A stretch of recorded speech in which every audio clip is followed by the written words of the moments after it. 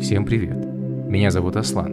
Многие знают меня как ведущего «Давай сходим Алматы». На прошлой неделе я вместе с Нурсултаном, оператором и монтажером в нашем дуэте видеообзоров посетил волшебный Алаколь по приглашению 2 зон отдыха. Отправились мы туда на поезде.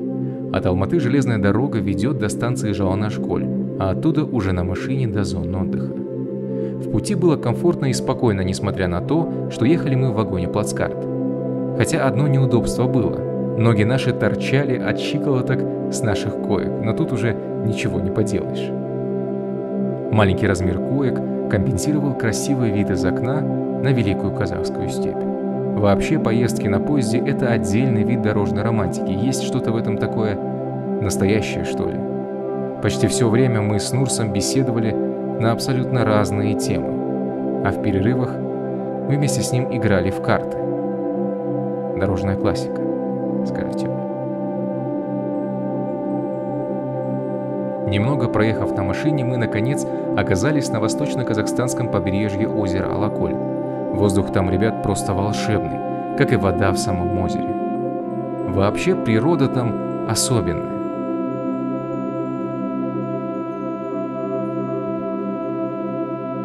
Большую часть времени, которое мы были там, мы работали и снимали материал для роликов. Выбирали разные локации и места, старались, конечно, чтобы в кадр побольше попал сам Алаколь. К слову, удалось нам запечатлеть и шикарные кадры с высоты птичьего полета, благодаря Нурсу и его верному попутчику – дрону.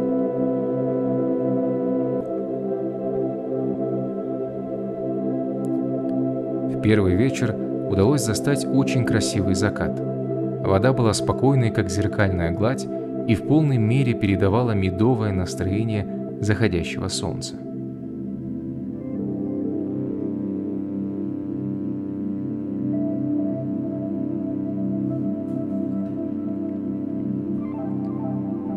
А вот на второй день с погодой повезло чуть меньше. После обеда поднялся ветер и начался небольшой шторм. Купаться было опасно, и мы с Нурсом пошли любоваться буйством природы. Правда, оделись мы по погоде только сверху, а вот нижняя часть тела все еще подавала надежду на купание. От сильного ветра, высоких волн и серого неба я получил очень много впечатлений. Есть в этом что-то завораживающее. Как быстро спокойная водная гладь может превратиться в разъяренного зверя, который не пощадит никого. Океан надо уважать, говорят. В этом случае озеро, но я думаю, что разницы нет. Кстати, несмотря на непогоду, вода была теплой. Мы не сдержались и немного помочили ноги. Вообще шторм – это очень красиво, ничего не скажешь.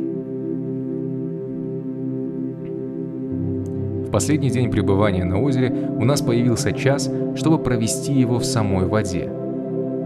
Мы, конечно же, этим шансом непременно воспользовались и остались очень довольны.